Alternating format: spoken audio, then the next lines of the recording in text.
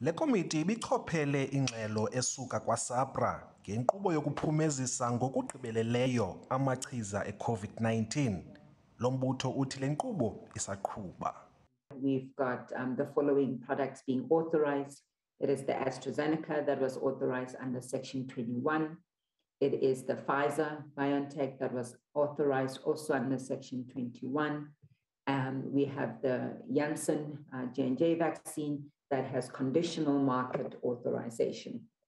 We also have the Sinovac Coronavac vaccine that was recently authorized. Even when we introduce these vaccines, what we now are developing and we have is what's called an effectiveness study, where we look at breakthrough infections. We say how effective and how safe are these vaccines once we introduce them to the wider community. So you can't stop with these clinical trials.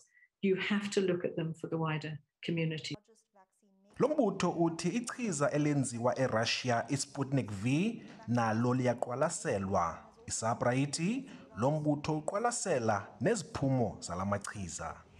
I-SAPRA imeko elithi i-ivermectin ayinokusetyenziselwa ukulwa i-COVID-19 okwangoku.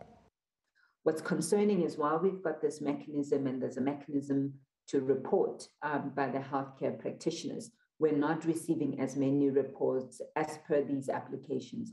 And we'd really like to urge, the healthcare practitioners to report wherein they've got this authorization from us, because we need to be able to collect as much data as we possibly can on the benefits or the harm of this product, if there is harm. I-SAPRA ihlaba ikhwelo ukuba ingaphazanyiswa kumsebenzi wayo ngokuba lo mbutho ufuna ukuqinisekisa ukhuseleko.